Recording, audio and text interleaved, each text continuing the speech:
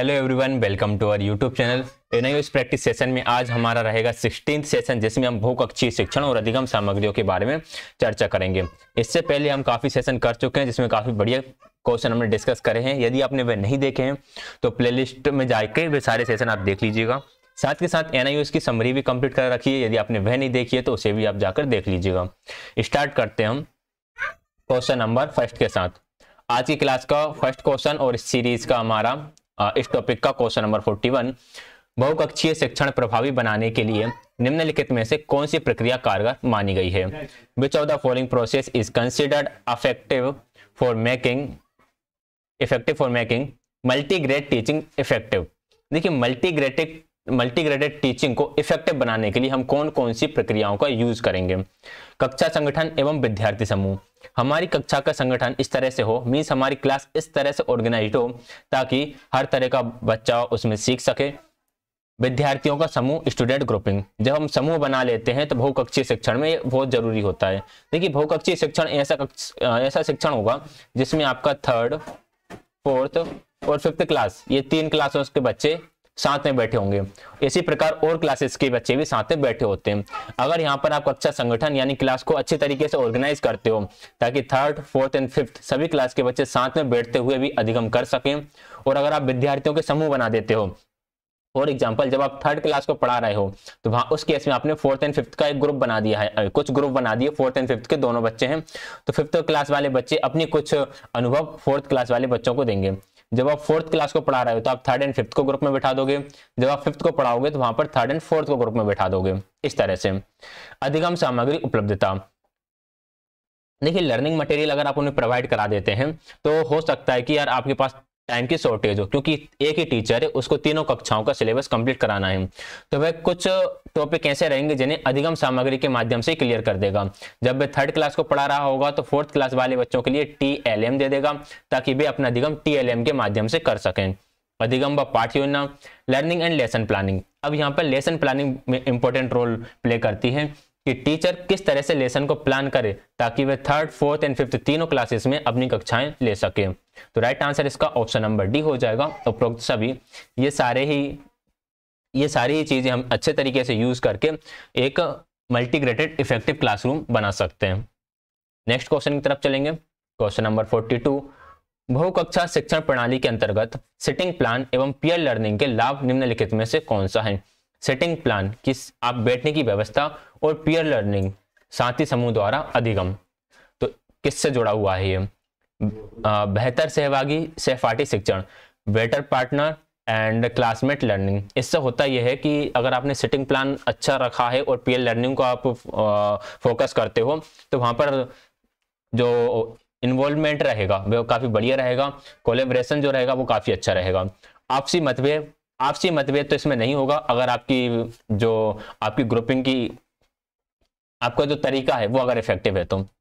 सामूहिक सामाजिक कौशल, collective social skills इसमें आ जाएंगी। सहकर्मी नेतृत्व का विकास बिल्कुल हो जाएगा। पीयर लीडरशिप डेवलपमेंट होगा।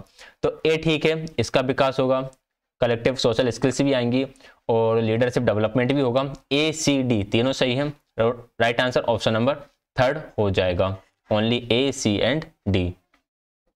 नेक्स्ट है क्वेश्चन नंबर 42। इससे पहले हम बात कर लेते हैं मॉक टेस्ट के बारे में। अगर आपको मॉक टेस्ट देना है तो आप परीक्षा ऐप डाउनलोड करके वहां पर मॉक टेस्ट दे सकते हैं। वहां पर DSSB PRT के लिए पेपर 1 एंड पेपर 2 दोनों के आपके मॉक टेस्ट मिल जाएंगे। जो 200 क्वेश्चन का हमारा कंप्लीट पेपर होता है, बिल्कुल उसी तरह के आपको मॉक टेस्ट वहां पर देखने के लिए मिल जाते हैं। इस ऐप को 10 लाख से ज़्यादा लोग हैं जो अभी यूज़ कर रहे हैं। काफ़ी बेहतरीन टेस्ट सीरीज होती है। टेस्ट सीरीज हमें बाइलिंगुअल मिलेगी और जो एग्जाम का पैटर्न रहेगा उसी पैटर्न के अकॉर्डिंग हमें टेस्ट सीरीज मिलने वाली है। क्वेश्चंस का एक्सप्लेनेशन में मिलता है एंड टेस्ट के बाद आपको लीडर बोर्ड में आपकी रैंक दिखाई जाती है। कंप्लीट एनालिसिस दिखाया जाता है कि आपकी परफॉर्मेंस किस तरह की है। ये टेस्ट सीरीज वैसे कितने की थी? 299 रुपए की थी। लेकिन यदि आप इसी टेस्ट सीरीज में कूपन कोड अप्लाई कर देते हो DMC50 कोड यूज करने पर यह टेस्ट सीरीज आपको ओनली 149 रुपीज में पड़ेगी। आपको या इसमें 50% का डिस्काउंट मिल जाएगा।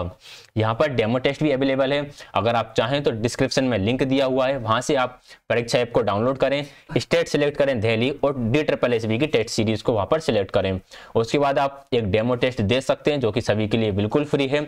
उससे आपको पता चल जाएगा कि क्वेश्चन का लेवल किस तरह का है, एक्सप्लेनेशन किस तरह का क्वेश्चन का दे रखा है।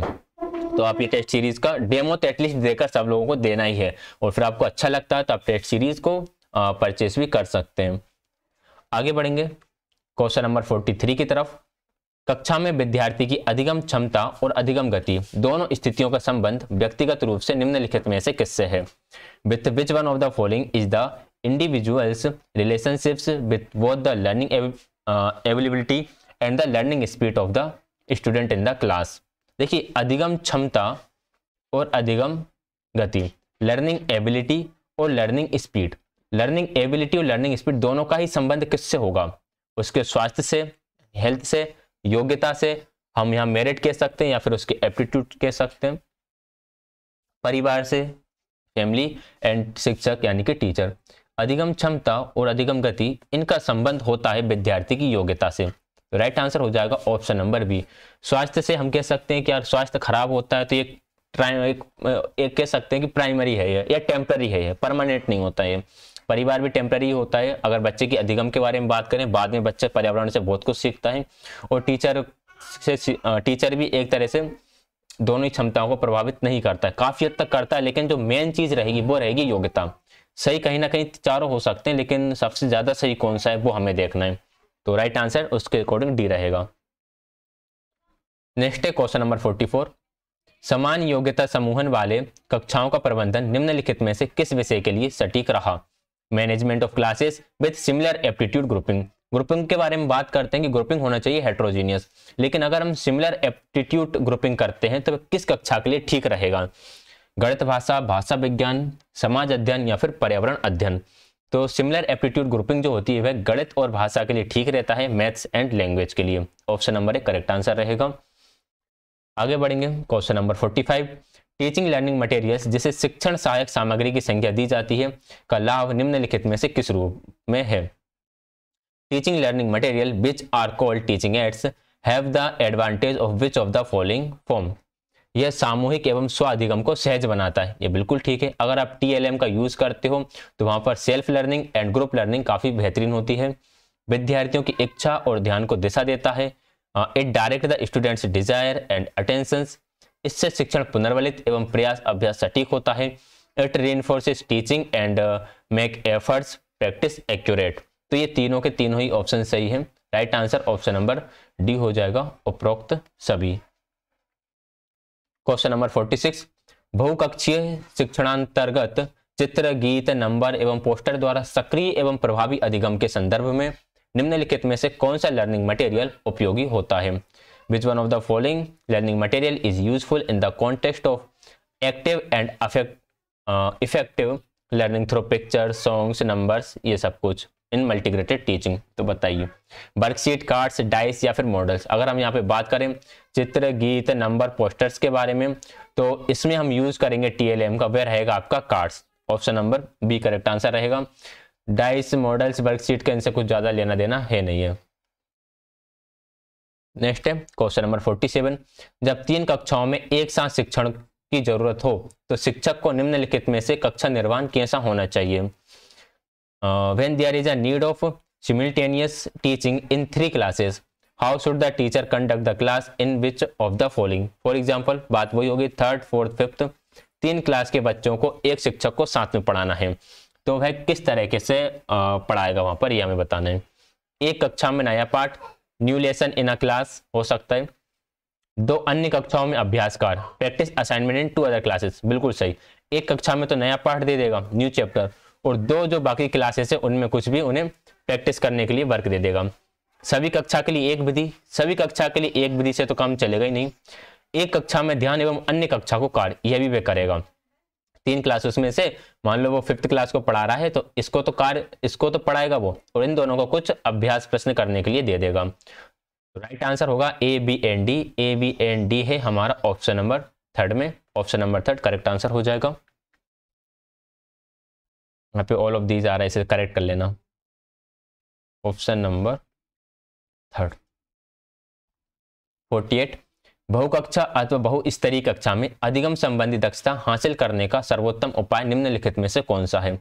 Which of the following is the best way to achieve learning proficiency in multi-grade and multi-level classroom? देखिए मल्टी लेवल या मल्टी ग्रेड की हम बात करें तो अधिगम संबंधी दक्षता हासिल करने में एक उपाय तो होता है व्यक्तिगत कि भाई उसका पर्सनल डेवलपमेंट हो, सामूहिक यानी कि समूह के साथ रहकर डेवलपमेंट कर सके, सहभागी यानी कि एक दूसरे को हेल्प करके चीजें सीख सके। तो तीनों ही आंसर ठीक रहेंगे। तो right answer option number D हो जाएगा, उपरोक्त सभी, all of the above. Question number 49 निम्नलिखित में से किस राज्य में Rishi Valley Institute of Education Resource ने बहुकक्षा स्तरीय शिक्षण में उल्लेखनीय कार्य किया है? In which of the following state Rishi Valley Institute and Education Resource have done remarkable work in multigraded teaching. देखो ये जो Rishi Valley Institute of Research and education resources है, ये प्रोग्राम चला था आंध्र प्रदेश में और इसका फुल फॉर्म है रिवर या शॉर्ट फॉर्म है रिवर। ठीक है, रिवर करके भी आ सकता है कि रिवर प्रोग्राम कहां पर चला हुआ है, तो रिवर प्रोग्राम चला है आपका आंध्र प्रदेश में। ये किससे जुड़ा हुआ है? ये आपका मल्टीग्रेडेड टीचिंग से जुड़ा हुआ है। इसका फुल फॉर्म क्या हो सकता है? तो Rishi Valley Institute and Education Resource हो जाएगा, जुड़ा हुआ है आंध्र प्रदेश से। Option number B correct answer रहेगा।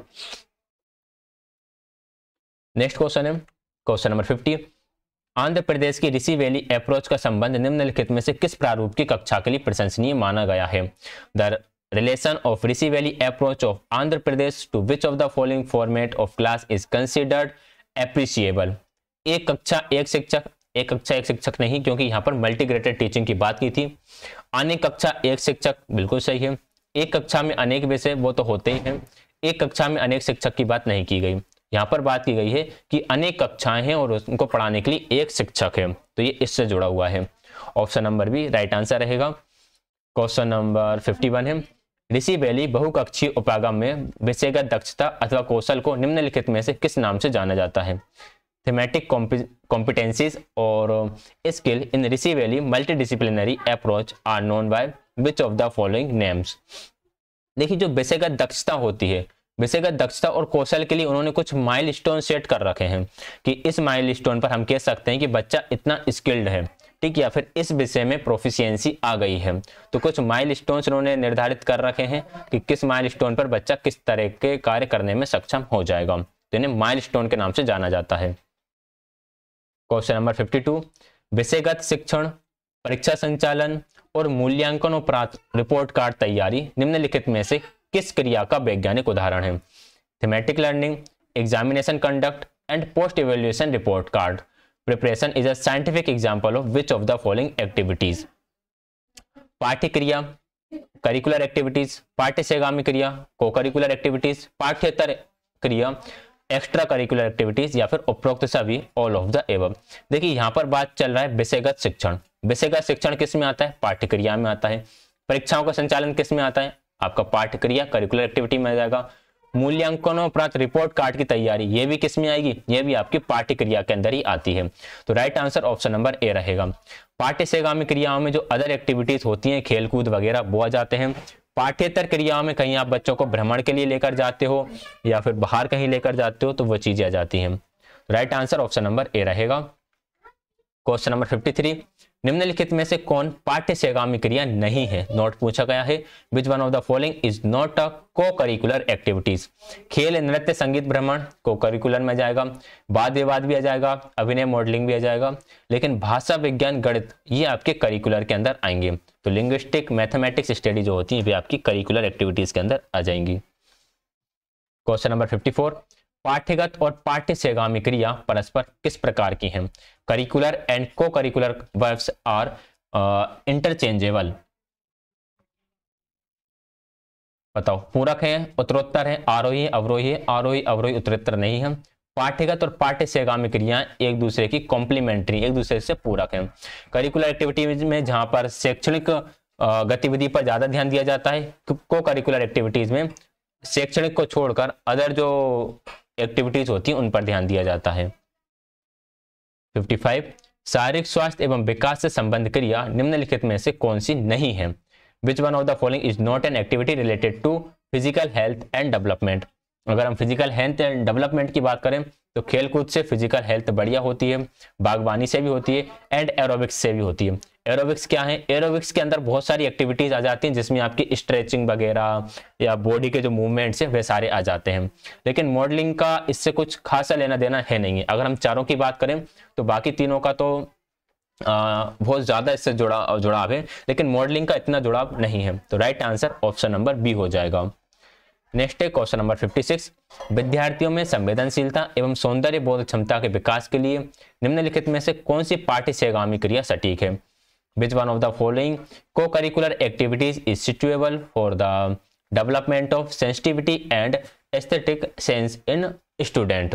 देखिए, बच्चों के अंदर संवेदनशीलता और सौंदर्य बोध क्षमता का विकास करना है, तो टोकरी और खिलौनों के निर्माण जब आप निर्माण करना बच्चों को सिखाओगे तो पुरानी चीजों को हम किस तरह से रीयूज कर सकते हैं, इसकी संवेदनशीलता सेंसिटिविटी आ जाएगी, साथ ही सौंदर्य बोध क्षमता का भी विकास होगा। वाइंडिंग और गार्डनिंग से भी होता है, क्ले मॉडलिंग और कुकिंग से भी होता है। तो right answer option number D हो जाएगा। उपरोक्त सभी इन तीनों ही चीजों से बच्चों के अंदर संवेदनशीलता और सौंदर्य बोध क्षमता का विकास होगा। नेक्स्ट है क्वेश्चन नंबर 57 वाद विवाद एवं निबंध प्रतियोगिता से निम्नलिखित में से कौन सा विकास बालकों में सुनिश्चित होता है? कौन सा विकास बढ़ेगा? विच of the following development is insured in children through debate and ऐसे कॉम्पिटिशन? डिबेट एंड ऐसे कॉम्पिटिशन से देखिए, डिबेट में बच्चा अपनी भाषा का यूज करेगा ज्यादा से ज्यादा, ऐसे कॉम्पिटिशन में अपनी भाषा का ही यूज करने वाला है। तो right answer option number C हो जाएगा, भाषाई विकास। हालांकि भाषाई विकास मानसिक विकास से काफी हद तक जुड़ा हुआ है, लेकिन ये दो चीजें हैं, ये मुख्यतः मेन फोकस किस पर रहता है इनका? भाषा पर ही रहता है। बिना भाषा के विकास के बच्चा इन्हें नहीं कर पाएगा। तो right answer option number C हो जाएगा, भाषा का विकास जरूरी है। अगर हम पहेली वगैरह की बात करते हैं तो वहां पे मानसिक विकास आ जाता है, क्योंकि पहेली सोल्व करने के लिए कुछ पजल से किसी ने कुछ बोला या फिर आप कोई पजल सोल्व कर रहे हो तो वहां पर भाषा का विकास जरूरी नहीं है, वहां पर मानसिक विकास जरूरी है। लेकिन निबंध प्रतियोगिता जैसी चीजों के लिए तो भाषाई विकास होना ही चाहिए। तो सी राइट आंसर होगा। क्वेश्चन नंबर 58 विद्यार्थियों में सांस्कृतिक विकास सुनिश्चित कार्य क्रिया का उदाहरण निम्नलिखित में से कौन सा है? हमें क्या करना है? Action ensuring cultural development among student. बताओ, गीत संगीत नृत्य, पेंटिंग प्रदर्शन अभिनय, सज्जकारी त्योहारी ड्रेस। गीत संगीत नृत्य से सांस्कृतिक विकास होगा, पेंटिंग प्रदर्शनी से भी होगा और जो त्योहारी ड्रेस होंगी इससे भी होगा। तो right answer option number D हो जाएगा, उपरोक्त सभी। नेक्स्ट है question number 59 civic sense development. Civic sense development का मतलब होता है नागरिकों के अंदर एक अपने देश के प्रति भावना। हेतु विद्यालयों में कौन सा उद्देश्य पूर्ण आयोजन निर्धारित होता है? Which purpose fulfilled event is determined in school for civic sense development. राष्ट्रीय दिवस मनाना, राष्ट्रीय दिवस जिसमें 15 अगस्त, 26 जनवरी और महात्मा गांधी जयंती आ जाती है, तो ये सिविक सेंस डेवलपमेंट के लिए इंपॉर्टेंट है। समूह भ्रमण आयोजन से भी आप कर सकते हो, देश की विभिन्न क्षेत्रों में आप उन्हें भ्रमण के लिए ले जा सकते हो ताकि उन्हें पता चलेगा कि किस किस तरह से हमारे देश में विविधता है। सामाजिक त्योहार मनाना, त्योहारों को आप बिल्कुल मिलकर सेलिब्रेट कर सकते हैं। तो right answer option number D हो जाएगा, उपरोक्त सभी, ऑल ऑफ द एबव।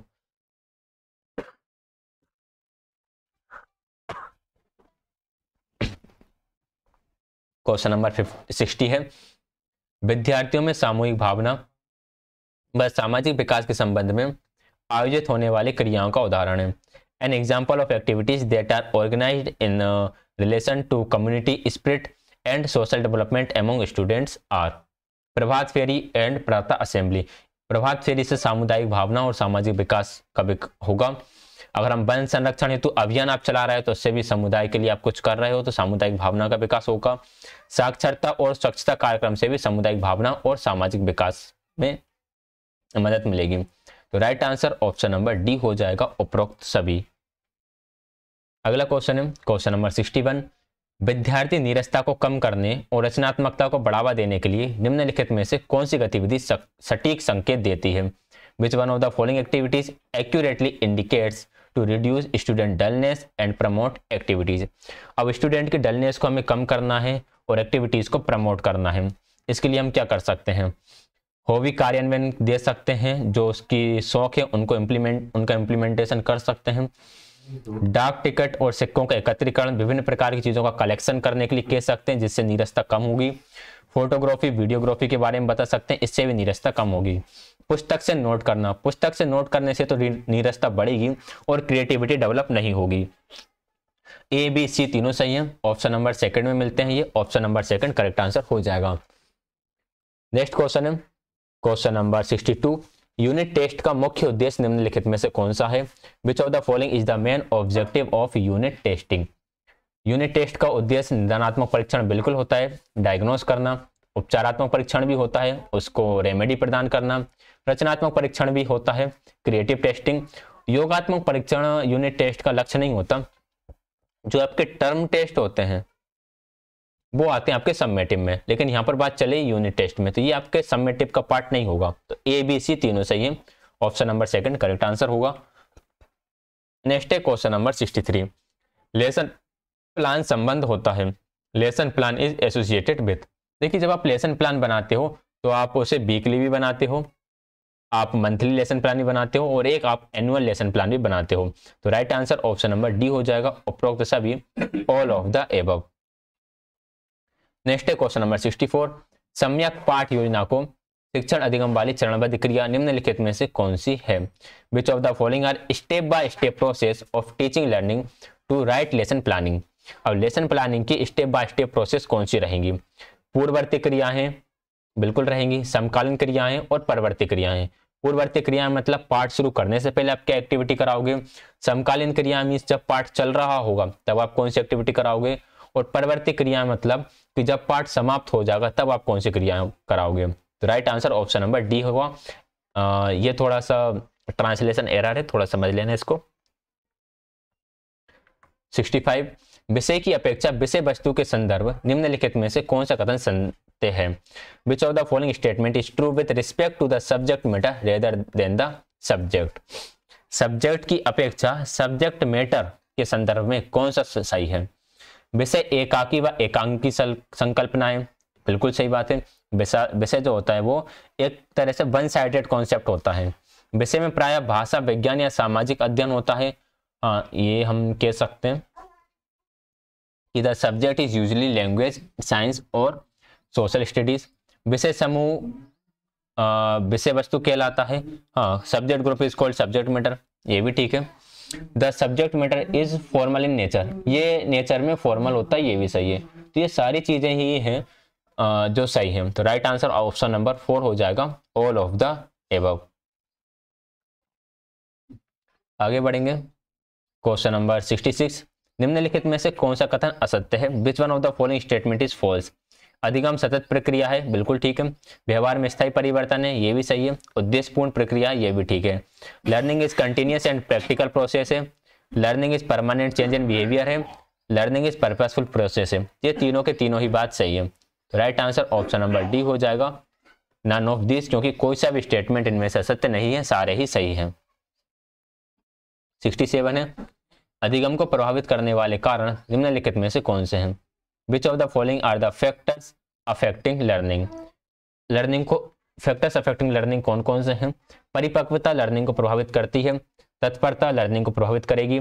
वातावरण लर्निंग को प्रभावित करेगा। और जो प्रेरणा है, मोटिवेशन है या इंस्पिरेशन है, ये भी लर्निंग को प्रभावित करेगा। तो ये चारों की चारों ही चीजें आपके अधिगम को प्रभावित करती हैं। तो राइट आंसर ऑप्शन नंबर 4 रहेगा, all of these. Question number 68, कक्षा में सीखने की प्रमुख विधि निम्नलिखित में से कौन सी है? Which of the following is the main method of learning in the classroom?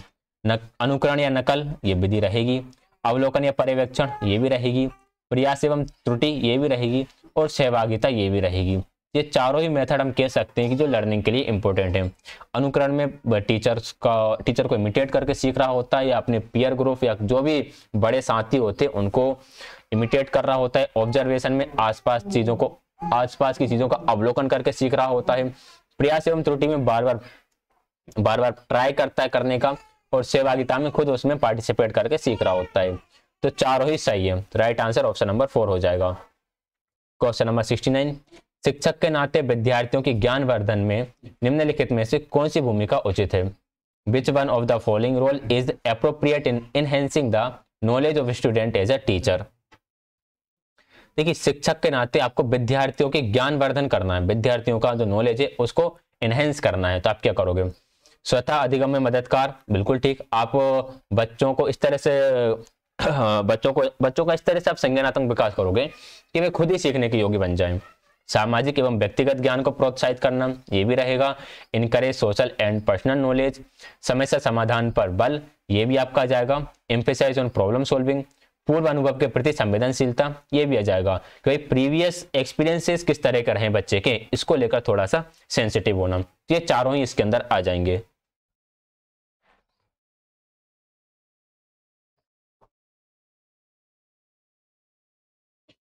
तो राइट आंसर हो जाएगा option number 4, all of these.